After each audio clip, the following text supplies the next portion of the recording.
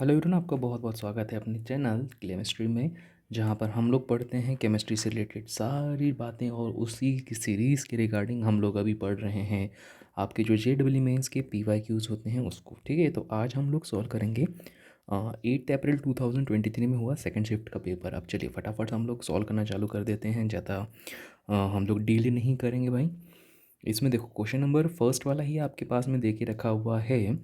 The statement which are true about antagonist from the following is are. ठीक है, अब देखो ये जो एंटागोनिस्ट वाला पार्ट है ना, ये आपको कहाँ मिलने वाला है?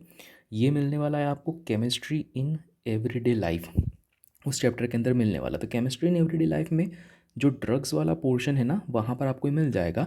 तो जो एंटागोनिस्ट ड्रग्स होते हैं उनका जो मेन फंक्शन होता है वो होता है आपके पास में बाइंडिंग एंड ब्लॉकिंग, और नहीं लिखता हूँ, binding and blocking of receptors. ठीक है, तो ये बाइंड और ब्लॉक करने का काम करते हैं रिसेप्टर्स को। तो उसी के बेसिस में हम लोग देख लेते हैं इसके आंसर। चार आंसर आपके पास दे के रखा हुआ है। पहला बोलता है they bind to the receptor side. हाँ ठीक है भैया, वो बाइंड तो करते ही हैं। ए वाला बिल्कुल सही, बी वाला get transfer inside the cell for their action, B वाला बिल्कुल गलत, सी वाला सही है क्योंकि ये बोलता है inhibited the natural communication of the body. Inhibited करना मतलब क्या? इनहिबिट करना मतलब क्या? यहाँ पे ब्लॉक करना या रोक देना। तो ये सी वाला भी सही है। डी वाला गलत है क्योंकि ये मिमिक द नेचुरल मैसेंजर यहाँ पे बताता है। तो इस वजह से ए और सी सही है। तो सेकंड वाला आंसर आपके पास में बिल्कुल हो जाएगा सही। नाउ बात कर लेते हैं इस क्वेश्चन नंबर 62 की। The correct reaction profile diagram for the positive catalyst reaction. Positive catalyst reaction के लिए सबसे सही डायग्राम कौन सा होगा? तो देखो इसमें एक चीज़ बस ध्यान रखना कि जो पॉजिटिव कैटलिस्ट होते हैं ये क्या करते हैं, रेट ऑफ रिएक्शन को इंक्रीज कर देते हैं by decreasing the activation energy of the reaction. ठीक है, तो अब देखो एक्टिवेशन एनर्जी में ये क्या करते हैं, डिक्रीज तो कर देते हैं, पर इसके अंदर सबसे की पॉइंट ये रहता है कि जब ये एनर्जी को डिक्रीज करेंगे ना तो ये क्या करते हैं, सिर्फ और सिर्फ रिएक्शन के पाथ को चेंज कर देते हैं, पाथ को बदल देते हैं, दैट्स इट। और इसके अलावा ये लोग कुछ भी नहीं करते। तो देखो अगर इसमें आप देखोगे तो यहाँ पर क्या हुआ है, यहाँ पर विथ कैटलिस्ट एक्टिवेशन एनर्जी ज़्यादा है, यहाँ पे भी ज़्यादा है। तो सो फर्स्ट और सेकंड वाला तो हो ही नहीं सकता। थर्ड वाले के अंदर देख रहे हो कि सिर्फ पाथ चेंज करते हैं परंतु इनिशियल पॉइंट और फाइनल पॉइंट नहीं बदलता। थर्ड वाले ऑप्शन में इनिशियल और फाइनल पॉइंट क्या हो गया, बदल गया है। तो थर्ड वाला ऑप्शन भी नहीं होगा। सही आंसर कौन सा हो जाएगा, फोर्थ वाला। इसके अंदर पाथ चेंज हो गया, इनिशियल और जो फाइनल है वो क्या है आपके पास में, सेम है। तो ये इसका आंसर हो जाएगा फोर्थ वाला। नाउ बात कर लेते हैं हम लोग 63 वाले क्वेश्चन की। Given below two statements assertion reason दे के रखा है। ओके ठीक है, असर्शन बोलता है sodium is about 30 times as abundant as potassium in the ocean. ये कहानी बोल के रखी हुई है। अब देखो इसके अंदर हम लोग यहाँ पर ये बात करते हैं कि ये वाली सिचुएशन आपके पास में दे के रखी थी अबंडेंसी की, कि भाई साहब तो कई लोग ये सोचते हैं इनऑर्गेनिक केमिस्ट्री वाला क्वेश्चन आ गया है आपके पास में, जहाँ पर ये बोल दिया जाता है कि जो आपके पास में सोडियम होता है वो 30 गुना ज़्यादा एबंडेंट होता है एज पोटेशियम के इन ओशियंस के अंदर। ठीक है, ये वाली कहानी दे के रखी है। रीज़न बताता है potassium is bigger in the size than the sodium. तो रीज़न तो बिल्कुल सही है, पोटेशियम का साइज़ जो होता है वो सोडियम से ज़्यादा होता है, क्योंकि आप लोग को भी पता होगा सोडियम का अटोमिक नंबर होता है 11 और जो पोटेशियम होता है उसका अटोमिक नंबर होता है 19। तो इलेक्ट्रॉनिक कॉन्फ़िगरेशन जब आप करते हो तो इलेक्ट्रॉनिक कॉन्फ़िगरेशन में लास्ट इलेक्ट्रॉन जो होता है वो जाता है आपके पास में सोडियम के अंदर 3s1 में, और पोटेशियम की अगर बात करते हो तो लास्ट इलेक्ट्रॉन जाता है 4s1 में। तो सीधी सी बात है, ऑर्बिट बड़ा हो गया तो साइज़ भी इंक्रीज़ हो ही जाएगा। तो रीज़न तो सही है। फॉर दैट रीज़न अगर मैं यहाँ पर बात करता हूँ तो कुछ ऑप्शन आपके पास में क्या निकल जाएंगे, ये टू वाला ऑप्शन तो बिल्कुल कट ही गया। तीन ऑप्शन बचे हैं, फर्स्ट थर्ड एंड फोर्थ वाला। अब इसके अंदर आप यहाँ पर बात करते हो अजर्शन की, तो भैया देखो सोडियम जो होता है ना वो 30 गुना ज़्यादा होता है एज कंडीशन का जो पोटेशियम होता है उससे। बात बिल्कुल सही है, क्योंकि होता क्या है कि ओशियंस के अंदर जब कभी भी हम लोग बात करते हैं ना कि ये किस तरह से फिक्स हो पाएगा या इनके जो अरेंजमेंट होते हैं उस अरेंजमेंट के बेसिस पर ही क्या होता है, इनका अबंडेंसी होती है। तो अरेंजमेंट किस फॉर्म पे होगा, अरेंजमेंट फॉर्म होता है इनका लेटाइस में। ठीक है, जो इनके लेटाइस फॉर्म होते हैं ना वहाँ पर इनका अरेंजमेंट होता है। तो होता क्या है कि सोडियम जो रहता है ना तो सोडियम ज़्यादा बेटर तरीके से लेटाइस फॉर्म करता है एज़ कंपेयर टू पोटेशियम के, ठीक है। तो इस वजह से क्या हो जाएगा, यहाँ पर अगर आप सही आंसर बोलोगे तो सही आंसर क्या हो जाएगा आपके पास में, सही आंसर हो जाएगा ए वाला भी सही, आर वाला भी सही। पर अब आता है खास पॉइंट कि जब असर्शन सही है, रीज़न सही है, तो क्या असर्शन, ये जो रीज़न है वो क्या करेक्ट एक्सप्लेनेशन है असर्शन का? तो जी नहीं, यहाँ पर करेक्ट एक्सप्लेनेशन नहीं होगा। अब क्यों नहीं होगा, ज़रा इस बात पे ध्यान दो। एक्चुअली होता क्या है कि लेटाइज जो फॉर्म होते हैं ज़्यादा अच्छी तरीके किसके होंगे, सोडियम के होंगे, ये बिल्कुल सही है। परंतु अगर मैं बात करता हूँ कि क्या इसका रीज़न ये है साइज़, तो भैया इसका रीज़न साइज़ नहीं है। एक्चुअली होता क्या है कि सोडियम की जो सॉल्युबिलिटी होती है वो ज़्यादा होती है एज़ कंपेयर टू पोटेशियम की। तो because of this solubility sodium ज़्यादा डिजॉल्व होता है ओशन में एज़ कंपेयर टू पोटेशियम, ना कि यहाँ पे साइज़ का कोई फैक्टर आता है। फॉर दैट रीज़न सही आंसर कौन सा हो जाएगा हमारे पास में, फर्स्ट वाला। तो बस रे भाई इतनी सी कहानी है। नाउ क्वेश्चन नंबर बात कर लेते हैं हम लोग 64 की। 64 बोलता है which of this reaction is not part of a break down ozone, ठीक है, ओजोन लेयर के ब्रेक डाउन का कौन सी रिएक्शन यहाँ पे पार्ट नहीं है। तो देखो ये अगेन सबसे इजी क्वेश्चन, बिल्कुल सीधा का सीधा एनसीईआरटी में से उठा कर दिया हुआ क्वेश्चन है। ये तो आपके पास में क्लोरोफ्लोरोकार्बन है तो भैया ये तो इन्वॉल्व होती ही है। क्लोरोफ्लोरोकार्बन से आपके पास में बनने वाला जो क्लोरीन होता है, क्लोरीन का जो आयन होता है, यही ओजोन को ब्रेक डाउन करके क्या बनाता है, हाइपोक्लोराइड बनाता है और ऑक्सीजन गैस को ब्रेक डाउन करता है। मतलब ये भी आपके पास में रहेगा। अगर बोला जाए कि कौन जो है यहाँ पे not a part of break down of ozone on sorry in stratosphere, तो ये आपके पास में सिर्फ कौन सी रिएक्शन होती है, ये होती है थर्ड वाली। क्योंकि अगर इस रिएक्शन का मैकेनिज्म आप देखोगे ना, तो मैकेनिज्म कुछ आपके पास में ऐसा रहता है कि सबसे पहले आपके पास में होता है CF2Cl2 क्लोरोफ्लोरोकार्बन। जब कभी भी क्लोरोफ्लोरोकार्बन पे सनलाइट आपके पास पड़ेगी तो क्लोरीन का मिलेगा फ्री रेडिकल, और साथ ही साथ में यहाँ जो कार्बन होता है वो गैसियस फॉर्म पे क्या हो जाएगा आपके पास में अलग। और ये जो क्लोरीन का फ्री रेडिकल है ये क्या करता है, ओजोन के साथ कंबाइन होकर हाइपोक्लोराइड का फॉर्मेशन करता है, जिससे ऑक्सीजन के इसमें क्या होता है, इसका ब्रेक डाउन होता है। और ये जो हाइपोक्लोराइड होता है ये ऑक्सीजन के फ्री रेडिकल के साथ में कंबाइन होकर यहाँ पर अगेन फिर से ऑक्सीजन को रिलीज़ करता है। मतलब फर्स्ट सेकंड और थर्ड तीनों के तीनों रिएक्शन इन्वॉल्व हो रहे हैं, सिर्फ sorry first second fourth involve हो रहे हैं, सिर्फ थर्ड वाली रिएक्शन ही ऐसी है जो कि पार्टिसिपेशन यहाँ पर शो नहीं कर रही है। तो बस ये हो गया 64th वाला क्वेश्चन। नाउ नेक्स्ट वाला क्वेश्चन अच्छा क्वेश्चन है। यहाँ पर क्या बोल के रखा हुआ है, सीधी सी बात है, IUPAC नेम देना है। IUPAC नेम जब आप इसका देने पे जाओगे तो क्वेश्चन तो बहुत ज़्यादा इजी है, बस एक ही चीज़ में लफड़ा यहाँ पर आएगा। वो लफड़ा यहाँ पर ये है कि एक फंक्शनल ग्रुप जुड़ा है यहाँ पे कीटोन, और एक फंक्शनल ग्रुप जुड़ा हुआ है यहाँ पे ये कार्बोक्सिलिक। तो अब बस इतना ध्यान रखना है कि प्रेफरेंस किसको दी जाए। अगर प्रेफरेंस आप लोग के पास में क्लियर हो जाती है तो आई थिंक आप लोगों को कोई यहाँ पर टेंशन ही नहीं होगी, बहुत ईजीली आप यहाँ पे इसको सॉल्व कर सकते हो, है ना। तो बस सारा खेल प्रेफरेंस का हो जाएगा, प्रेफरेंस ढूंढ लो और उसके बाद में आपके पास में कहानी पूरी हो जाएगी सॉल्व, ठीक है। चलिए जी बात करते हैं। अब देखो यहाँ पर जब आप इसकी प्रेफरेंस को देखोगे तो आप लोगों को सबसे पहले selection of longest carbon chain करना है। सबसे लंबी कार्बन चेन जो हम लोग यहाँ पे सिलेक्ट करने वाले हैं वो ये करने वाले हैं। उसका रीज़न ये है कि भैया हमारे पास में जो कार्बोक्सिलिक ग्रुप है ना, इसके अंदर कौन आता है, कार्बन। तो यहाँ पर इसकी प्रेफरेंस हाई हो जाएगी।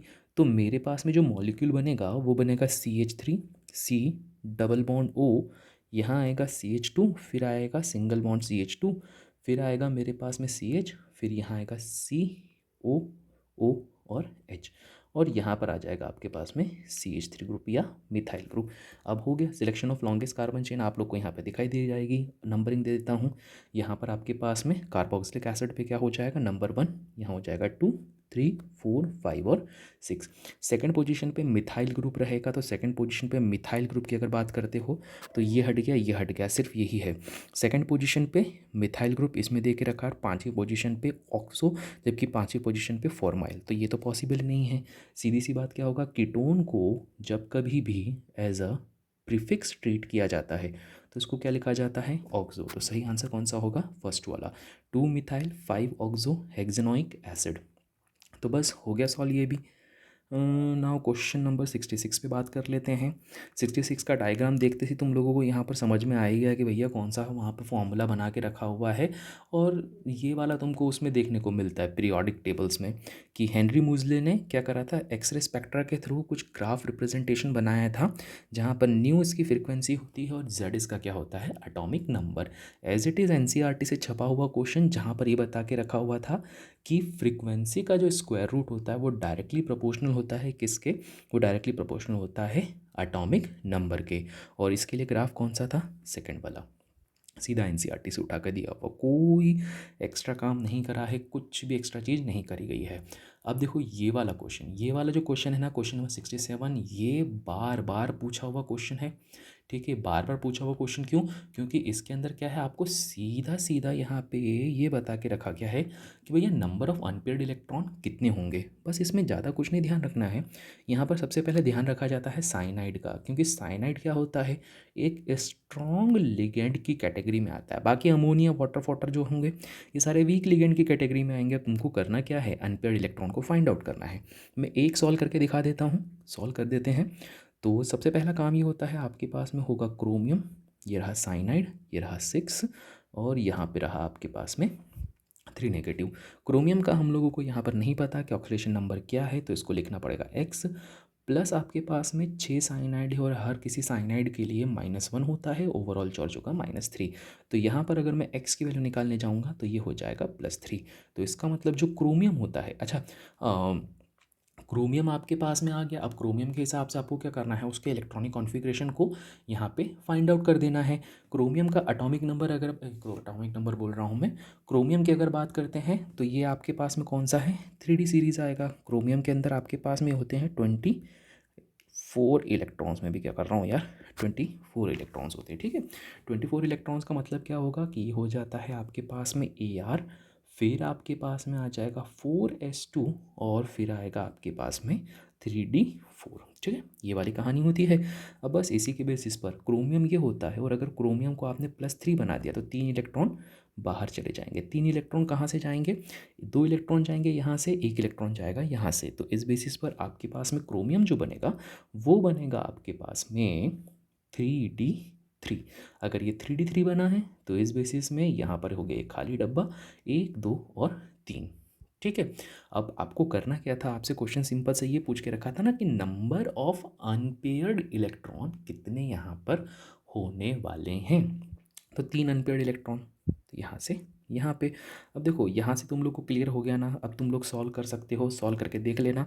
ये और ये ऑप्शन में तो होगा ही नहीं, A और C 2 ऑप्शन में है। आयरन वगैरह सभी को सॉल्व करके देखोगे, सही आंसर कौन सा आ रहा है, फर्स्ट वाला। तो बस हो गया ये भी सॉल्व। नाउ बात कर लेते हैं 68 वाले क्वेश्चन की। अब यहाँ पर क्या है कि मेजर प्रोडक्ट पूछा गया है और ब्रोमिनेशन यहाँ पे परफॉर्म करवा के रखी गई है। ब्रोमिनेशन करवाया गया है किसके प्रेजेंस में, सोडियम बाइकार्बोनेट के प्रेजेंस में इसको करवा के रखा गया है। तो चलिए भाई साहब देख लेते हैं क्या आंसर आता है हमारे पास में। सबसे पहले मैं बात करूँगा कि हमारे पास में जो यहाँ रिएक्टेंट रखा गया है, ये रिएक्टेंट एक क्या है, कार्बोक्सिलिक ग्रुप है, जहाँ पे एक अल्कीन भी प्रेजेंट होता है।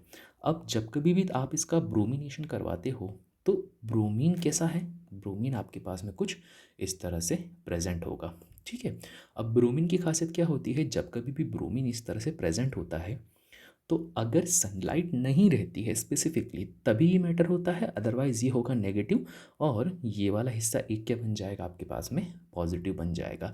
जिस वजह से जब आप इसको तोड़ोगे तो यहाँ से डबल बॉन्ड होगा ब्रेक डाउन, और डबल बॉन्ड के ब्रेक डाउन होने की वजह से आपके पास में रखा हुआ जो ब्रोमीन होता है, खास करके ये जो पॉजिटिव वाला ब्रोमीन, ये ब्रोमीन यहाँ पे मैं जरा इसका डायग्राम बना लूँ, OH और OH यहाँ रहा, डबल बॉन्ड O रहा। अब सबसे इम्पॉर्टेंट क्वेश्चन है कि यहाँ पर मौजूद ब्रोमीन जो होता है ना, ये थोड़ा बीच में एक इंटरमीडिएट फॉर्म करता है, जहाँ पर ब्रोमीन यहाँ दोनों के दोनों वैलेंसी को क्या कर रहा होगा, सेटिस्फाइड कर रहा होगा। अगर ये दोनों वैलेंसी को सेटिस्फाइड करता है तो इसे थोड़ी देर का काम होता है, ज़्यादा देर ये नहीं हो सकता है। तो इसी वजह से होगा क्या कि यहाँ वाले से इलेक्ट्रॉन खींचा जाएगा, जिस वजह से हाइड्रोक्सी के जो लॉन पेयर वाले ऑक्सीजन है वो यहाँ पर आएंगे। पहली स्टेप कौन सी है, ये। दूसरी स्टेप क्या होगी, ये वाली, जब ये यहाँ पर आएंगे तो इन the presence of sodium bicarbonate NaCO3, sodium bicarbonate की प्रेजेंस में क्या होगा, ये ऑक्सीजन सीधे सीधे आकर यहाँ से जुड़ जाएगा, और यहाँ पर जैसे ही यहाँ जुड़ गया तो यहाँ आपके पास में जो फाइनल प्रोडक्ट बनेगा वो बनेगा कुछ ऐसा पेंटागन, जिसमें आ जाएगा ऑक्सीजन, डबल बॉन्ड ऑक्सीजन आ जाएगा, साथ ही साथ में आ जाएगा हमारे पास में यहाँ पे ब्रोमीन। तो सही आंसर कौन सा हो गया आपके पास में, थर्ड वाला। तो ये लीजिए, ये क्वेश्चन भी हो गया आपके पास में डन।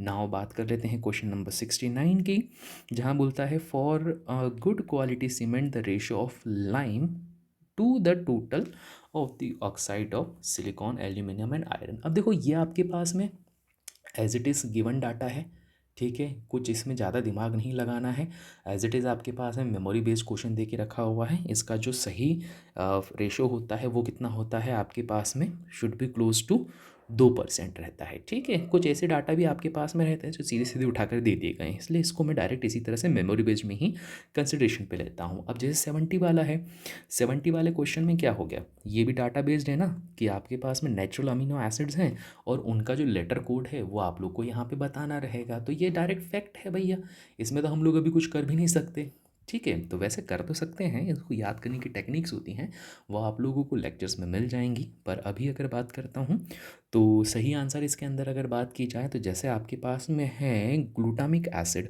तो ग्लूटामिक एसिड को यहाँ पर ई से रिप्रेजेंट किया जाता है, साथ ही साथ में ग्लूटामाइन जो होता है उसको क्यू से रिप्रेजेंट किया जाता है। मतलब सही आंसर कौन सा हो जाएगा, फर्स्ट वाला, ठीक है। डायरेक्ट फैक्ट बेस्ड क्वेश्चन है। ना क्वेश्चन नंबर 71 की तरफ हम लोग यहाँ पर बढ़ते हैं। क्वेश्चन नंबर 71 बोलता है which of the following number. अच्छा, अब ये वाला क्वेश्चन की लोग उम्मीद नहीं करते हैं और कोई सोचता भी नहीं है कि भैया सिग्निफिकेंट नंबर हो गया, सिग्निफिकेंट फिगर वगैरह में से भी कोई क्वेश्चन पूछा जाएगा, बट स्टिल क्वेश्चन पूछ लिए जाते हैं। तो क्वेश्चन है which of the following have the same number of significant figures. तो देखो भाई साहब, सिग्निफिकेंट फिगर कैसे काउंट होते हैं, आपके पास में राइट हैंड साइड वाले जितने डिजिट्स होते हैं वो सारे के सारे सिग्निफिकेंट फिगर्स में काउंट होते हैं। जैसे कि ये पहला वाला देखो, 1 2 3, यहाँ पर टोटल कितने सिग्निफिकेंट फिगर्स हैं, 3। अभी यहाँ पर क्या है, स्टार्टिंग आपके पास नॉन जीरो से है, एंड नॉन जीरो से है, बीच में जीरो आएंगे सब चल जाएगा। तो टोटल सिग्निफिकेंट फिगर कितने हो गए, 1 2 3 4 और टोटल हो गए 5। राइट हैंड साइड में लिखे हुए जीरो का सिग्निफिकेंस होता है तो 2 नॉन जीरो और 1 जीरो, कितने सिग्निफिकेंट फिगर हो गए, 3। और यहाँ वाले पे बात करते हैं तो लास्ट वाले में भी देखो नॉन जीरो डिजिट कितने हैं, 3। तो यहाँ कितने सिग्निफिकेंट फिगर्स हो गए हैं, 3 सिग्निफिकेंट फिगर हो गए हैं। अब बोलता है choose the correct answer from the option given below. तो इसने बोला है कि same number of significant figure कहाँ कहाँ है, ए वाले ऑप्शन में है, सी वाले में है और डी वाले में है आपके पास में। तो थर्ड वाला आंसर हो गया हमारे पास में सही, ए सी एंड डी। बिल्कुल हलवा क्वेश्चन है, 4 नंबर फ्री के बांट के जाएगा, ये ऐसी कहानी है इसकी और कुछ भी नहीं, ठीक है। चलो अगला क्वेश्चन। अब देखो इस क्वेश्चन को पढ़ने से पहले थोड़ा सा दिमाग लगाओ, थोड़ा सा अच्छे से समझो कि यहाँ पर क्या कहानी दे के रखी गई है।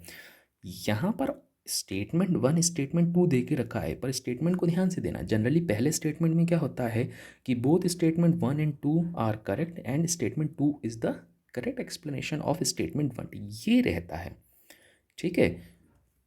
यहाँ पे पहला ऑप्शन बोल के रखा हुआ है statement 1 statement 2 are incorrect, both statements are correct, statement 1 is correct but statement 2 is incorrect, statement 1 is incorrect but statement 2 is correct। मतलब इन्होंने क्या करके रखा हुआ है, अगर आप लोग ध्यान से नहीं पढ़ोगे तो ये आंसर्स को आप मैनिपुलेट कर सकते हो, ठीक है। जल्दबाजी में जो बच्चे बहुत जल्दबाजी करते हैं ना, तो उनके लिए दिक्कत वाला क्वेश्चन होने वाला है, क्योंकि अगर आपने ज़रूरत से ज़्यादा जल्दबाजी करी तो आप इसके ऑप्शन ही चेक नहीं करोगे, है ना। चलो बाकी खैर कोई बात नहीं, ये चीज़ बता दी गई है। थोड़ा सा जब कभी भी क्वेश्चन सॉल्व करते हो थोड़ा सा सब्र रख के करा करो, तो भैया थोड़ा सा तुम लोग को भी आसान हो जाएगा, ठीक है भैया। चलो अभी हम बात करते हैं। ये बोलता है कि जो हमारे पास मिथाइल ऑरेंज होता है वो एक वीक एसिड होता है, ठीक है। तो यार देखो ये तो पहली ही बात बिल्कुल गलत हो गई, है कि नहीं। आपके पास में ये बोल रहा है कि मिथाइल ऑरेंज जो होता है वो एक इंडिकेटर है भाई, इंडिकेटर आपके पास में वीक होता ही नहीं है। तो पहला स्टेटमेंट तो क्या हो गया आपके पास में रॉन्ग। दूसरा, the benzoid form of methyl orange is more intense deeply colour than the quinoid form, ठीक है। अब देखो यहाँ पर कहानी क्या है, ज़रा हम लोग समझ लेते हैं। होता क्या है कि अगर आप बात करते हैं कि मिथाइल ऑरेंज सर होता क्या है, कैसा क्या दिखाई देता है, तो जरा उसको बात कर लेते हैं। हमारे पास है मिथाइल ऑरेंज के लिए फॉर्मूला होता है NaO3S, जहाँ पर सोडियम पॉजिटिव होगा, ऑक्सीजन हो जाएगा नेगेटिव, जिसके साथ में जुड़ा हुआ है हमारे पास में एक बेंजीन और उसके आगे है नाइट्रोजन, डबल बॉन्ड नाइट्रोजन, और सिमिलर ग्रुप यहाँ पर आपके पास में रिपीट हो जाएगा। बट यहाँ पर चेंज क्या हो जाएगा, नाइट्रोजन यहाँ आ जाएगा मिथाइल और यहाँ पर आ जाएगा मिथाइल। अगर ये इंडिकेटर है तो इसकी रिएक्शन जब कभी भी इन द प्रेजेंस ऑफ एसिड करवाई जाती है तो इससे क्या मिलता है, क्यूनोइड मिलता है। ठीक है, क्या मिलता है, क्यूनाइड। और यहाँ पर ये ऊपर वाला क्या है, ये है मिथाइल ऑरेंज, और इसकी जब रिएक्शन करवाई गई तो आपके पास में क्यूनोइड मिला। अब ये क्या मिलेगा, ये मिलता है आपके पास में NaO3S पॉजिटिव नेगेटिव, यहाँ पर बना आपके पास में बेंजीन। अब होता क्या है भैया, ये जो नाइट्रोजन होता है ना, यहाँ से बॉन्ड ब्रेक होता है, कहाँ से, यहाँ से बॉन्ड ब्रेक होता है और इसकी जगह पर हाइड्रोजन जुड़ जाता है, जबकि ये वाला जो नाइट्रोजन है इस बेंजीन के साथ में क्या करता है, डबल बॉन्ड का फॉर्मेशन कर लेता है। तो ये उठ कर जाएगा यहाँ पे, बदले में यहाँ से शिफ्टिंग यहाँ पे हो जाती है ना। तो अब देखो, अब यहाँ पर क्या सिचुएशन हुई है, नाइट्रोजन डबल बॉन्ड, यहाँ पर ऐसा, यहाँ पर ऐसा, यहाँ पर ऐसा, और यहाँ पर बना है double bond with positive charge, यहाँ पर आ गया मिथाइल ग्रुप, यहाँ पर भी आ गया है मिथाइल ग्रुप। तो ये जो आपके पास में फॉर्म होता है ना, ये होता है क्यूनोनाइड।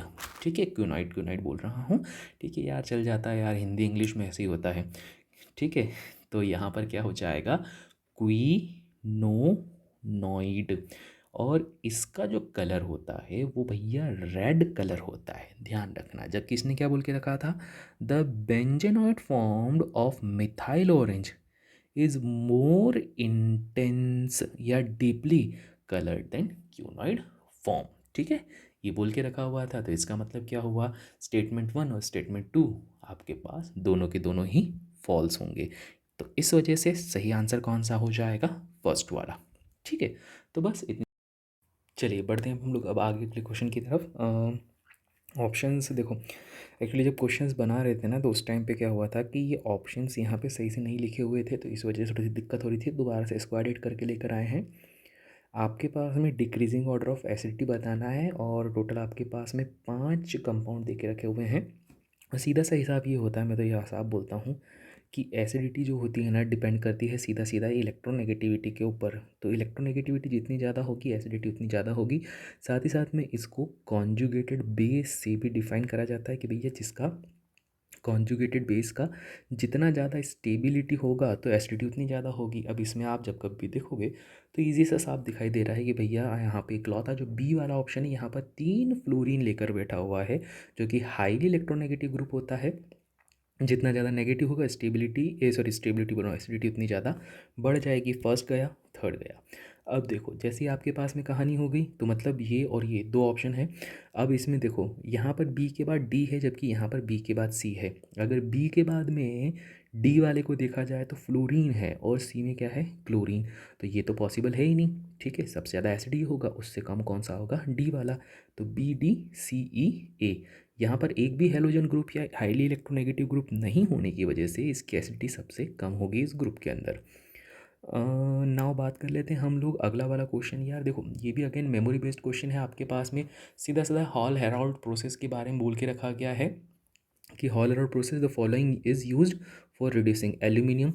जो आपके पास में बॉक्साइड होता है, एल्यूमिनियम का जो और होता है, उसमें कौन यूज़ किया जाता है फॉर रिड्यूसिंग ऑफ दिस। तो आंसर कौन सा हो जाएगा आपके पास में, सीधा सा सेकंड वाला ग्रेफाइट हो जाएगा। ठीक, तो ये आपके पास में क्या है, सीधे सीधे मेमोरी बेस्ड क्वेश्चन। नाउ अगले क्वेश्चन की तरफ बढ़ते हैं। Question number 75, arrange the following gases in the increasing order of van der Waals constant.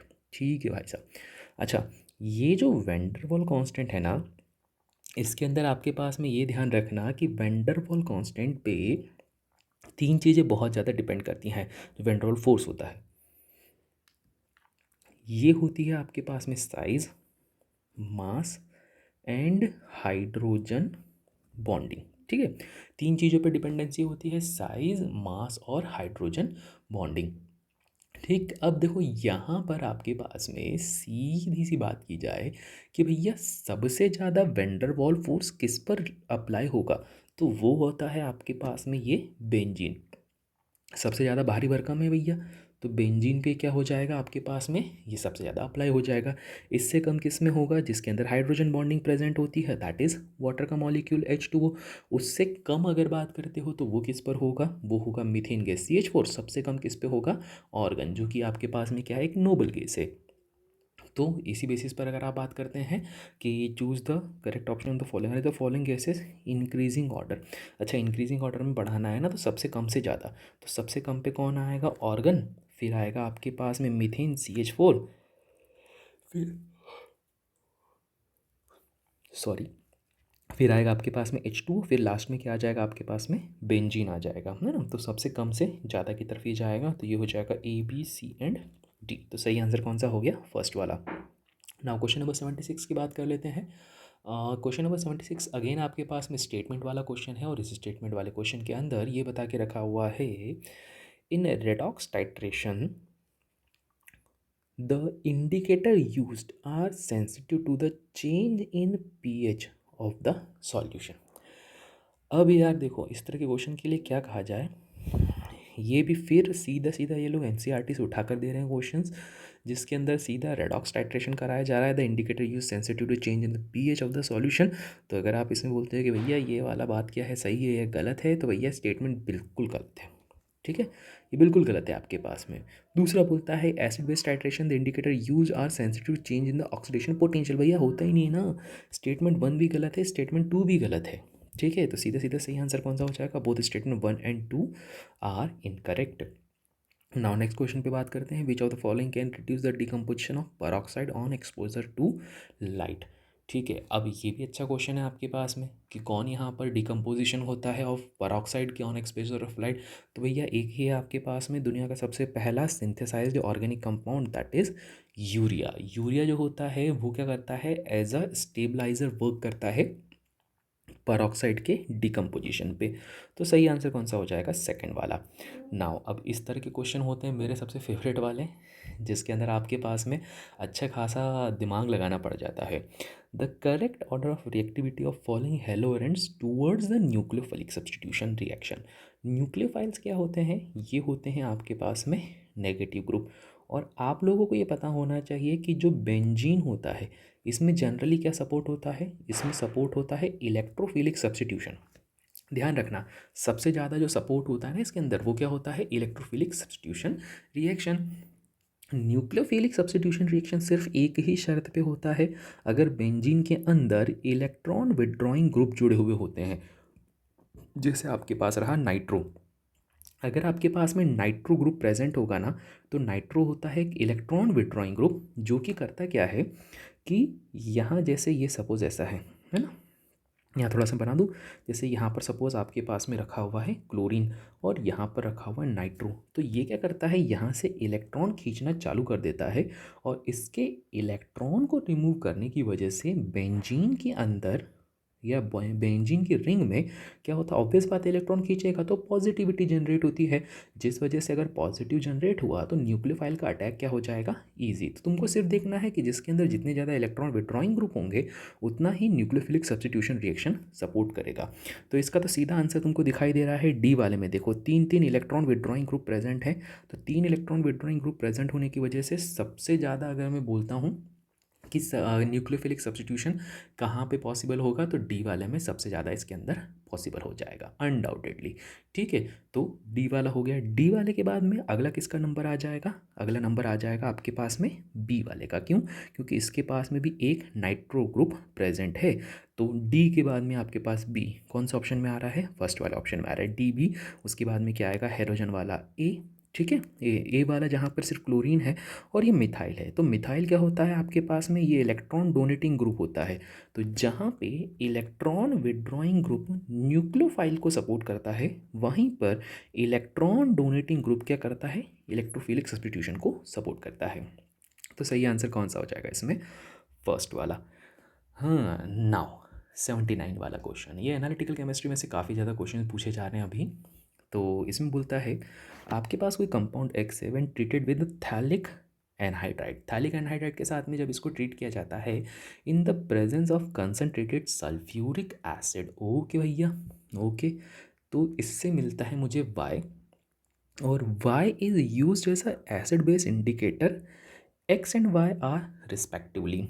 आपको ये बता के रखा गया है कंपाउंड x है जिसको थैलिक एनहाइड्राइड के साथ में जब कभी भी ट्रीट किया जाता है तो यहाँ पर क्या होता है, कंसनट्रेटेड सल्फ्यूरिक एसिड के अंदर तो आपके पास में y नाम का प्रोडक्ट मिलता है, और y जो होता है वो एसिड बेस इंडिकेटर के तौर पे यूज़ किया जाता है। अब अगर मैं बात करता हूँ एसिड बेस इंडिकेटर के रूप में, तो देखो नाम में तुमको दिखाई दे रहा है मिथाइल ऑरेंज या फिर जो फिनॉप्थेलिन होता है वो सभी दिखाई दे रखे हैं। तो सही आंसर तो वैसे फिनॉप्थेलिन है, पर लफड़ा यहाँ पर फिनॉप्थेलिन के साथ में ये है ना कि आपके पास में फिनॉप्थेलिन तीनों के तीनों ही हैं, ठीक है। तीन तीन ऑप्शन में फिनॉप्थेलिक एसिड दे के रखा है, तो सही आंसर कौन सा होगा? तो ये सही आंसर बता देता हूँ मैं, सही आंसर होता है थर्ड वाला कार्बोलिक एसिड।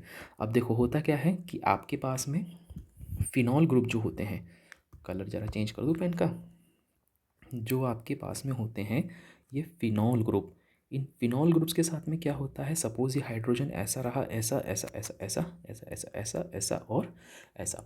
जब कभी भी इनकी रिएक्शंस करवाई जाती है in the presence of this this and this this this this this this, और ये क्या है भैया, ये है हमारे पास में कार्बोलिक एसिड।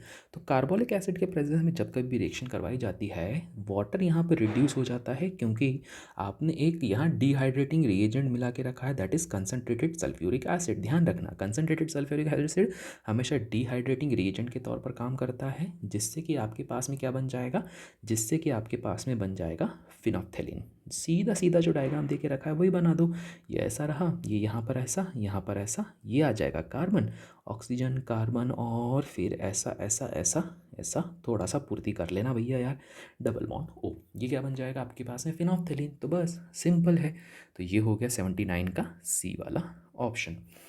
नाउ अगला अच्छा खासा ऑर्गेनिक केमिस्ट्री का, अब ये क्या बोलता है, the product P formed, okay, for the following multi step reaction. पहले ब्रोमिनेशन करना है, फिर उसका हाइड्रोजिनेशन करवा रहे हैं हम लोग, फिर उसके बाद में NaNO2 आपके पास में डायजोनियम सॉल्ट बनाने के लिए होता है, फिर वो फॉस्फोरस का जो एसिड होता है उसके साथ में इसकी रिएक्शन करवा के रखी गई है। बोला गया है कि भैया फाइनल प्रोडक्ट आपके पास में क्या बनेगा। चलिए जी, अब इसकी रिएक्शन को भी हम लोग यहाँ पे देख लेते हैं। अब देखो सबसे पहले मैं बात करता हूँ कि मेरे पास में जो सब्सटेंस है वो एक ऐसा सब्सटेंस है जहाँ पर एक डोनेटिंग ग्रुप और एक विड्रॉइंग ग्रुप प्रेजेंट है। डोनेटिंग में आपके पास में मिथाइल, जबकि विड्रॉइंग में क्या है, नाइट्रो ग्रुप है CH3। ये आपके पास में कहानी दे के रखी हुई है। अब हम लोगों ने जस्ट अब भी थोड़ी देर पहले देखा था कि जब कभी भी ऐसी सिचुएशन होती है जब हमारे पास में कोई इलेक्ट्रॉन विड्रॉइंग ग्रुप प्रेजेंट होता है, तो ये क्या करता है, ये न्यूक्लियोफिलिक रिएक्शन को सपोर्ट करता है। कैसे होगा, ब्रोमीन का होगा ब्रेकडाउन, एक बनेगा नेगेटिव एक बनेगा पॉजिटिव। इलेक्ट्रॉन विड्रॉइंग ग्रुप की वजह से यहाँ पर मेटा पोजिशन पे जनरेट होती है पॉजिटिविटी, जिस वजह से ब्रोमीन अप्रोच करेगा यहाँ पे। जैसे ही ब्रोमीन ने यहाँ पे अप्रोच करा तो यहाँ पर हो गया इसका ब्रोमिनेशन। तो यहाँ पर चल रहा है आपका नाइट्रो ग्रुप, यहाँ पर चल रहा है आपका मिथाइल ग्रुप, और यहाँ पर क्या हुआ, ब्रोमिनेशन। तो पहली पोजीशन हुई किसकी, पहली सिचुएशन में आया आपके पास में ब्रोमिनेशन। नाउ सेकंड कंडीशन पे ये बोल के रखा है इसका करवाया गया है हाइड्रोजिनेशन। तो हाइड्रोजिनेशन में क्या होगा, हर जगह हाइड्रोजन भर भर के पटक दो। तो भैया हाइड्रोजन भरने के लिए आपके पास में सिर्फ एक ही जगह है जो कि होगी ये वाली, नाइट्रोजन में से ऑक्सीजन क्या होगा, रिप्लेस, और उसकी जगह क्या आ जाएगा, हाइड्रोजनेशन हो जाएगा। तो आपके पास में जो कंपाउंड होगा वो यहाँ पर हो जाएगा कुछ ऐसा, एनिलीन ग्रुप की तरह यहाँ पर कन्वर्ट हो जाएगा। ब्रोमीन ऑलरेडी चल रहा है और साथ ही साथ में क्या है, मिथाइल। अब इसके बाद में देखो ये वाला प्रोडक्ट आपने मिला के रखा हुआ जो कि आपके पास में क्या है, NaNO2, फिर है HCl in the presence of 0 degree centigrade, या 0 डिग्री सेंटीग्रेड पे रिएक्शन करवाते हैं। तो ये ऑलरेडी मैं बता चुका हूँ, ये डायाजोनियम सॉल्ट की रिएक्शन होती है, बहुत ही बार पूछी गई रिएक्शंस हैं। बच्चे बार बार इस चीज़ को इग्नोर करते हैं, पर मैं हमेशा बोलता हूँ कि नाइट्रोजन चैप्टर में ये वाली जो रिएक्शंस होती है ना ये काफ़ी ज़्यादा पूछी जाती है। तो ये तुम्हारे पास बन गया डायजोनियम सॉल्ट, यहाँ पर बना हुआ है ब्रोमीन, यहाँ पर चल रहा है मिथाइल। अब डायजोनियम सॉल्ट बन गया है, अब तो बच्चा भी कर देगा यार कोई, डायज़ोनियम सॉल्ट के अंदर जब कभी भी आप एसिड का फॉर्मेशन करते हो या इसको फॉस्फोरस एसिड के साथ कंबाइन करते हो, तो जनरली होता क्या है कि यहाँ से नाइट्रोजन गैस बाहर जाती है, हाइड्रोजन जो होता है वो यहाँ पर HCl को लेकर टूट कर अलग हो जाता है, और ये वाला जो वैलेंसी है ये क्या हो जाती है आपके पास में फ्री हो जाती है। तो इस फ्री वैलेंसी पे आपके पास जो फाइनल प्रोडक्ट बनता है वो बनता है कंप्लीट ये बेंजीन की रिंग। यहाँ पर आ गया आपके पास में ब्रोमीन, यहाँ पर आ गया आपके पास में मिथाइल ग्रुप, और ये बन गया बेंजीन। तो ये ग्रुप आपको कहाँ दिखाई दे रहा है? ऑर्थो पोजीशन पे मिथाइल और ब्रोमीन, ये चौथा नंबर पे आपको दिखाई दे रहा है। तो सही आंसर कौन सा हो जाएगा इसमें? ये फोर्थ वाला। चलिए जी, तो हम लोग अब अगले क्वेश्चन की तरफ बढ़ते हैं, जहाँ पर ये मेरा सबसे फेवरेट क्वेश्चन होने वाला है, और ये अगेन बहुत ही आईएमपी क्वेश्चन है, क्योंकि मैग्नेटिक डाइपोल मूवमेंट के ऊपर बार बार पूछा गया क्वेश्चन है। फॉर्मूला तुम लोग को पता ही होना चाहिए, जो कि होता है √n/n+2, जहाँ पर अगर आप n की बात करते हो तो ये होता है नंबर ऑफ अनपेयर्ड इलेक्ट्रॉन्स। ठीक है, तो करना क्या है भाई, देखो ये तुम्हारे पास में फॉर्मूला दे के रखा हुआ है कॉम्प्लेक्स कंपाउंड का MnNCS6, और साथ ही साथ में क्या दे के रखा है X नेगेटिव।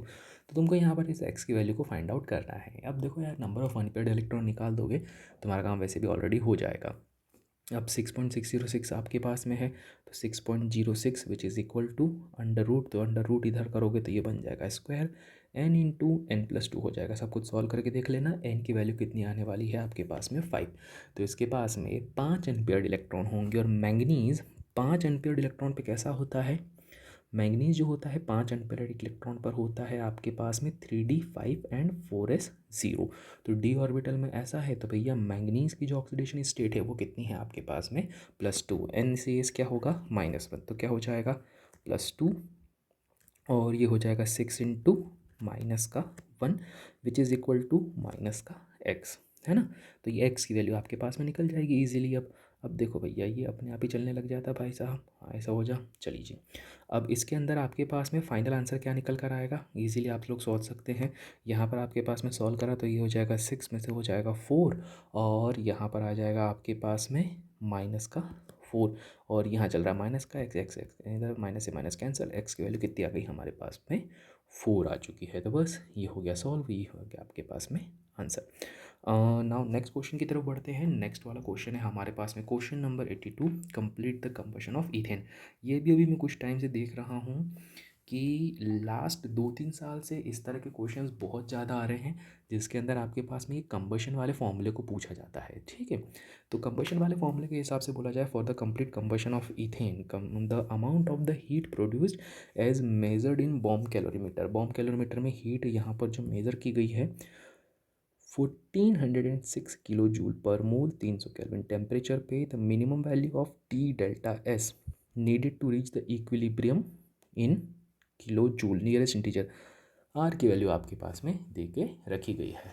तो अब देखो, कंबशन को इन्होंने किससे जोड़ के रख दिया है? सीधे सीधे थर्मोडायनेमिक्स से जोड़ के रख दिया है। अब सीधा मैं लगाने वाला हूँ थर्मोडायनेमिक का फॉर्मूला, पता ही होगा, ΔG इज इक्वल टू कितना होता है आपके पास में? ΔH minus T∆S। ठीक है, अब यहाँ पर क्या होगा, अगर ये इक्विलिब्रियम पे है तो इक्विलिब्रियम पे ΔG की वैल्यू आपके पास में कितनी हो जाएगी? 0 हो जाएगी। अगर आपके पास में ये वाली वैल्यू होगी 0, तो अब आप आसानी से इसको फाइंड आउट कर सकते हो। तो आपके पास में क्या मिल जाएगा? ΔG का 0 हो जाएगा, तो ΔH इज इक्वल टू हो जाएगा T∆S।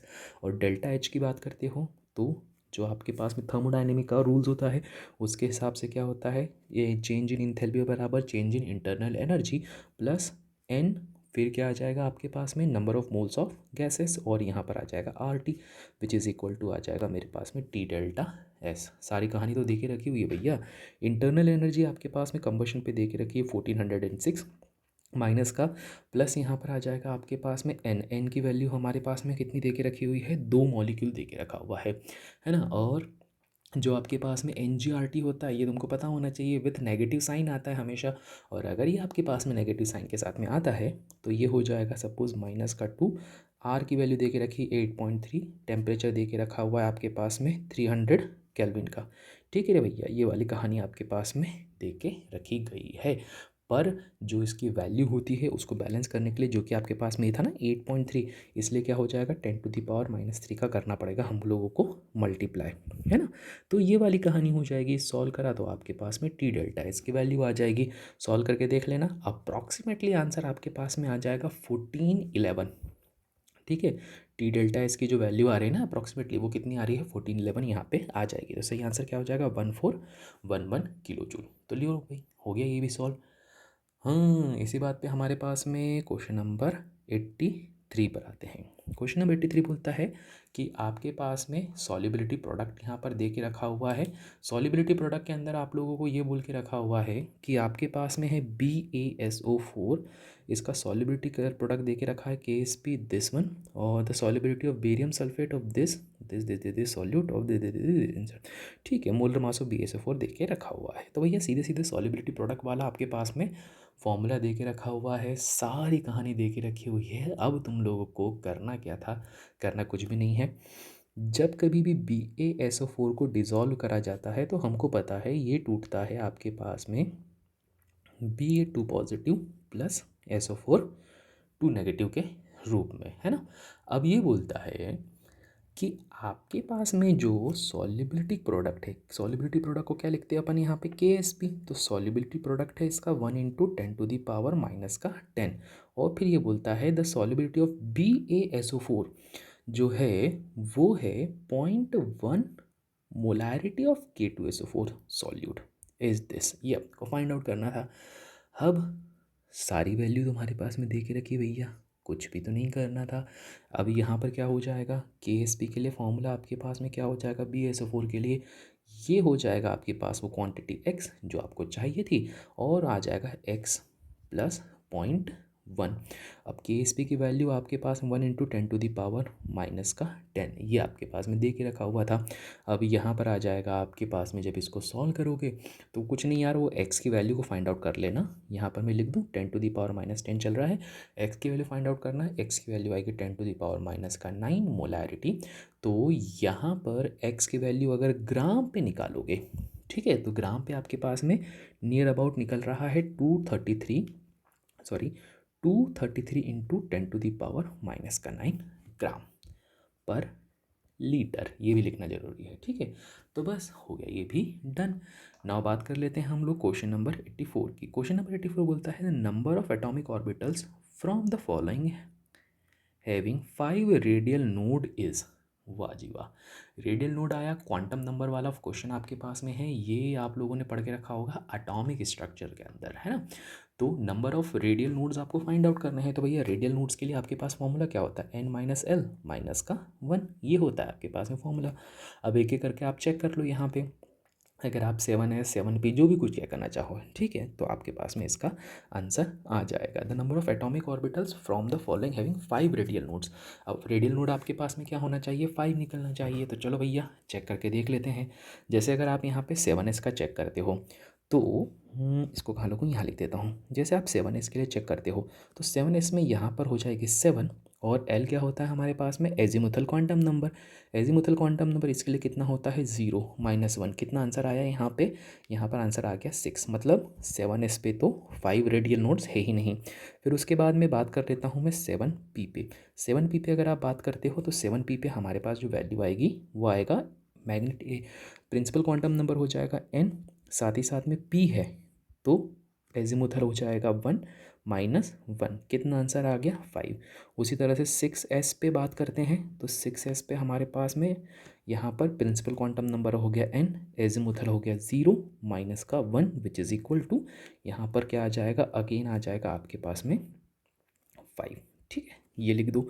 फिर उसके बाद में अगर आप 8p पे बात करते हो तो 8p पे क्या होता है, ये हो जाएगा 8, यहाँ हो जाएगा 1 माइनस का 1, तो आंसर कितना आ जाएगा 6।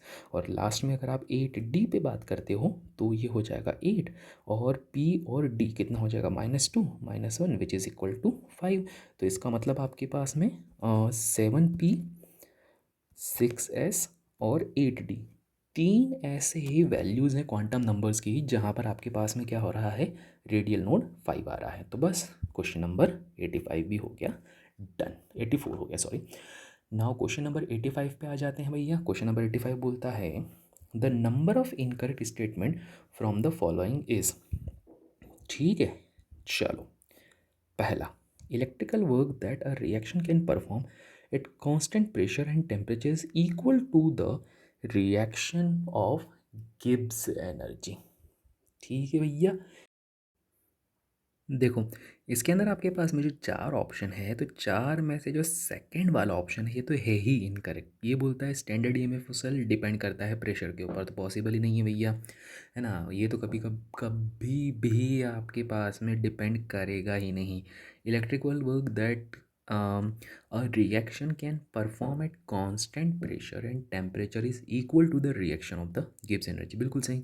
जो आपके पास में वर्क डन होता है ना, जो आपका कंस्ट्रक्टिव वाला या यूज़फुल वर्क डन होता है, वो तो गिब्स एनर्जी होता ही है। साथ ही साथ में ये वाला फॉर्मूला दे के रखा है कि change in standard EMF of cell upon में आपके पास में चेंज इन जो टेम्परेचर होता है वो बराबर होगा change in entropy reversible upon में एन एफ के। तो ये भी बिल्कुल सही है भैया, आपके पास में सीधा सीधा रिलेशन होता है। और बोलता है cell is operating reversibly if cell is potential is exactly balance by an opposing source of a potential. ये बोलता है कि आपका सेल रिवर्सिबल हो जाएगा अगर आपका जो सेल पोटेंशियल है वो एग्जैक्टली रिवर्स पोटेंशियल सोर्स के साथ में कनेक्ट हो जाएगा। तो फर्स्ट वाला भी सही है, थर्ड वाला भी सही है, फोर्थ वाला सही है। सिर्फ और सिर्फ ये सेकंड वाला है ना, यही आपके पास में इनकरेक्ट है। तो इसने पूछा था कि कितने इनकरेक्ट स्टेटमेंट हैं, तो भैया एक इनकरेक्ट स्टेटमेंट आपके पास में ये दे के रखा गया है। अगला, coagulating power, coagulating value of electrolyte aluminium trichloride and sodium chloride for arsenic का ये जो कंपाउंड है सल्फाइड वाला, वो आपके पास में दे के रखा है दिस दिस रेस्पेक्टिवली। ठीक है, the coagulating power of aluminium trichloride is x time the coagulating power of NaCl। The value of x is, coagulation power पूछ के रखा है और कुछ भी नहीं है रे भैया। फॉर्मूला आपके पास में क्या होता है, फॉर्मूला होता है आपके पास में coagulating power is inversely proportional to the coagulation value. ये आपके पास में फॉर्मूला होता है। अब आपको करना क्या है, सारी वैल्यू आपके पास में दे के रखी हुई है और उसकी बेसिस पर आपको सॉल्व कर देना है। तो आप बोलोगे कि आपके पास में कोगुलेशन पावर दे के रखी हुई है, किस किस की, एल्यूमिनियम की ये है, सोडियम क्लोराइड की ये है। तो आपके पास आ जाएगा AlCl3 इक्वल टू अपॉन में 0.09। वहीं कोगुलेशन पावर ऑफ NaCl, और यहाँ पर कितना आएगा आपके पास में, इसकी कोगुलेटिंग पावर थी 50.04। ठीक है, सॉल्व कर दो, आंसर आएगा आपके पास में 556। तो AlCl3 equal to 556 times of NaCl। तो ये हो गया इसमें क्वेश्चन नंबर 86 भी done. Now question number 87। Question number 87 आपके पास में दे के रखा हुआ है कि अगर boiling point of the two solvent X and Y having the same molecular weight are in the ratio of 2:1 and their enthalpy of vaporization 1:2, then the boiling point elevation constant x is m times the boiling point elevation constant of y, the value of m is nearest integer। Okay भैया, okay okay okay okay okay. सारे boiling point के ऊपर इन लोगों ने matter करके रखे हुए हैं और सारा आपके पास में पूरा पूरा थ्योरी पे बता के रखा हुआ है। अब यहाँ पे हमारे पास में काम की चीज़ क्या है, सीधे वहाँ पे आते हैं। यहाँ अगर काम के डाटा देखें, boiling point of two solvent ratio दे के रखा है 2:1, फिर देयर इंथैल्पी ऑफ वेपराइजेशन आ गया। अब जैसे ही ये इंथैल्पी ऑफ वेपराइजेशन आ गया ना, तो एक ये और एक ये बॉइलिंग पॉइंट एलिवेशन कांस्टेंट, ये दो चीज़ आ गई ना, तो अब तो अनडाउटेडली सिर्फ एक ही फॉर्मूला इनके लिए बनने वाला है। वो बनने वाला है आपके पास में दिस वन, KB, है ना। ये कौन सा है, एब्यूलोस्कोपिक कांस्टेंट की value. Ebullioscopic constant KB is equal to क्या होता है, RTB² into M divided by होता है 1000 इंटू इंथैल्पी ऑफ वेपराइजेशन। तो दो डिफरेंट वैल्यू है एक्स और वाई, उनके लिए वैल्यू दे के रखी है। तो जस्ट आपको करना क्या है, सारे वैल्यू को प्लेस करो, सॉल्व करो, आपके पास में आंसर आ जाएगा। तो देखो भैया, अगर आपके पास में बॉइलिंग कांस्टेंट x अपॉन में बॉइलिंग कांस्टेंट ऑफ y, इसका रेशो चाहिए था। जब आप इन दोनों वैल्यू को रखोगे तो वैल्यू रखने के टाइम पे क्या होगा, r तो कैंसिल हो ही जाएगा, क्योंकि ये क्या है भाई साहब, ये आपके पास में तो कांस्टेंट था, ये चला जाएगा, ये चला जाएगा। साथ ही साथ में जो इसके अंदर वैल्यू थी बची बची कुची वो भी निपट जाएगी। अब क्या करना है, सीधा सीधा यहाँ पे सॉल्व कर देना है। जब आप इसको सॉल्व करोगे, रीअरेंज करोगे, तो आपको मिलेगा boiling point of first quantity x divided by boiling point of y। Multiply में क्या हो जाएगा, just inverse enthalpy of vaporization y का ऊपर आ जाएगा, इंथैल्पी ऑफ वेपराइजेशन x का नीचे आ जाएगा। सॉल्व करते तो 2/1 और क्या चलता भैया, सबका स्क्वायर चल जाता, क्योंकि यहाँ पर क्या था, ये स्क्वायर में चल रहा था, m से m भी तुम्हारे पास में उड़ ही जाता है ना। तो आपके पास में 2/1 का स्क्वायर मल्टीप्लाई 2/1, सॉल्व करा तो कितना आंसर आ गया आपके पास में 8/1। तो सीधा डिपेंडेंसी इस फॉर्मूले के ऊपर है। अगर फॉर्मूला आपको आता होगा तो क्वेश्चन सॉल्व हो जाएगा, अगर फॉर्मूला नहीं आता है तो क्वेश्चन सॉल्व करना तो बिल्कुल भूल ही जाओ। ठीक है रे भैया। चलो अगला question, the number of species from the following carrying a single lone pair on central atom xenon. Xenon के सेंट्रल एटम के अंदर कितने यहाँ पे स्पीसीज़ हैं जो एक लॉन पेयर कंटेन करते हैं। तो अब देखो सिंपल है, सीधे सीधे स्ट्रक्चर बना लो भैया, और कुछ भी नहीं। सबसे पहले अगर आप XeF5 पॉजिटिव का स्ट्रक्चर बनाते हो तो जिनॉन नोबल गैस होने की वजह से आउटर मोस्ट शेल में इसके पास में टोटल कितने होंगे, 8 इलेक्ट्रॉन। तो देखो भाई साहब, 5 फ्लोरीन है, ये रहे इसके पास में 5 फ्लोरीन। ठीक है, 3 बज गए, 3 में से यहाँ पर एक पॉजिटिव चार्ज आ गया जिनॉन पे, और क्या हो गया, एक लॉन पेयर। फिर इसी तरह से XeO3 बनाते हो तो XeO3 में क्या हो जाएगा, एक लॉन पेयर और 3 डबल बॉन्ड ऑक्सीजन के साथ में। फिर अगला है हमारे पास में XeO2F2, तो ये जिनॉन हुआ, और साथ ही साथ में आपके पास में कितना है, यहाँ पे double bond oxygen, double bond oxygen. Fluorine को एक दूसरे से मैक्सिमम डिस्टेंस पे लेकर जाना है, तो 2 2 4 5 और 6, ये एक लॉन पेयर यहाँ पे भी आ गई। उसके बाद में क्या है हमारे पास में, XeF5 नेगेटिव है। ठीक है, XeF5 नेगेटिव है, XeO3F2 है, XeOF4 और XeF4 आपके पास में दे के रखा गया है। ठीक है, चलो अब अगले वाले पे चलते हैं। अगर आप बात करते हो यहाँ पे, ये रहा आपके पास में जिनॉन और 5 फ्लोरीन, देखो सेम इसी तरह से बनेगा ना, XeF5 दे के रखा हुआ है और नेगेटिव दे के रखा हुआ है। तो तुमको करना क्या है, यहाँ पर आ जाएगा जिनॉन, यहाँ पर आ जाएंगे 5 फ्लोरीन, 1 2 3 4 और 5, और साथ ही साथ में क्या हो जाएगी, ये 2 लॉन पेयर बच जाएगी। फिर अगला क्या है, XeO3F2। XeO3F2 के लिए क्या हो जाएगा, xenon double bond oxygen, double bond oxygen, यहाँ पर आ जाएगा फ्लोरीन, यहाँ पर आ जाएगा फ्लोरीन डबल बॉन्ड ऑक्सीजन, एक भी लॉन पेयर नहीं। फिर आपके पास में आ जाएगा XeOF4, तो ये रहा जिनॉन, और 4 फ्लोरीन है आपके पास में, 1 2 3 और 4, एक लॉन पेयर और एक डबल बॉन्ड ऑक्सीजन। XeF4 है तो क्या होगा, 2 लॉन पेयर और 4 फ्लोरीन। तो कितनी क्वांटिटी आ रही है, 1 2 3 और 4, टोटल 4 ऐसी स्पीसीज है जिसके पास सेंट्रल मेटल एटम जो जिनॉन है उसका पास में एक लॉन पेयर प्रेजेंट है। नाउ 89 वाले पे बात कर लेते हैं। यहाँ पे 89 वाला आपके पास बोलता है the ratio of sigma and pi bonds present in the pyrophosphoric acid. अब देखो क्वेश्चन है तो इजी, पर अगर पायरोफॉस्फोरिक एसिड का अगर आपको फॉर्मूला नहीं पता है तो ये क्वेश्चन बिल्कुल भी सॉल्व ही नहीं हो सकता। पायरोफॉस्फोरिक एसिड में क्या होता है, हाइड्रोजन ऑक्सीजन फॉस्फोरस, और यहाँ पे पायरो है तो यहाँ पर क्या हो जाएगा, 2 फॉस्फोरस के ग्रुप आपके पास में प्रेजेंट हो जाएंगे। Doubly bonded oxygen, doubly bonded oxygen, फिर उसके बाद में क्या होगा, oxygen hydrogen oxygen and hydrogen. अगर मैं बात करता हूँ यहाँ पर कि कितने पाई बॉन्ड है, तो 1 और 2, तो यहाँ पर 2 पाई बॉन्ड है, तो आपको सिग्मा बाय पाई का रेशो फाइंड आउट करना था।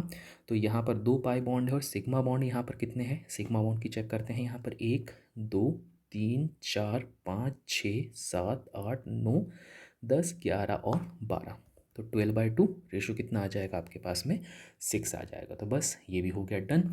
नाउ लास्ट में हमारे पास में बचा हुआ है क्वेश्चन नंबर 90। क्वेश्चन नंबर 90 में ये बोल के रखा है the sum of oxidation state of the metal in iron और CO5 और वेनेडियम का ऑक्साइड है और टंगस्टन का ऑक्साइड है इसके अंदर। ठीक है, तो ऑक्सीडेशन स्टेट आपको बताना है, दैट्स इट, और कुछ भी नहीं करना है। कार्बन मोनोऑक्साइड है तो भैया अपने आप में होता है ये न्यूट्रल, तो अगर आप FeCO5 बनाते हो तो ऑक्सीडेशन स्टेट हो जाएगी ज़ीरो।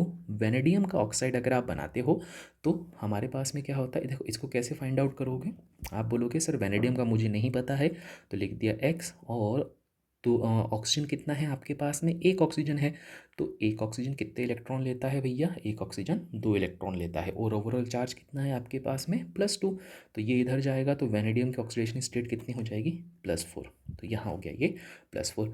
लास्ट में है आपके पास में टंगस्टन का ऑक्साइड, एक ऑक्सीजन टोटल 2 इलेक्ट्रॉन लेता है, तो 3 ऑक्सीजन लेंगे 6 इलेक्ट्रॉन, तो टंगस्टन ने कितने दिए होंगे 6, तो 6 और 4 कितना हो जाएगा आपके पास में 10। तो इस तरह से इसको सॉल्व करना है। तो बस रे भैया, ये हो गया आपके पास में क्वेश्चन नंबर 90 भी डन।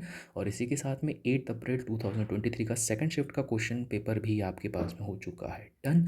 और अगर आप लोगों ने ये वीडियो पूरा देखा है अभी तक तो भैया जल्दी से लाइक कर दो, चैनल को सब्सक्राइब कर दो, साथ ही साथ में कमेंट्स कर दो कि आप लोगों को कौन सा पेपर और यहाँ पर पढ़ना है, तो फटाफट उस पेपर को भी मैं लेकर आ जाऊँगा। एंड इसी के साथ में ही करता हूँ मैं वीडियो का एंड, मिलता हूँ आप सभी से नेक्स्ट वीडियो में, तब तक के लिए सभी को टाटा बाय बाय।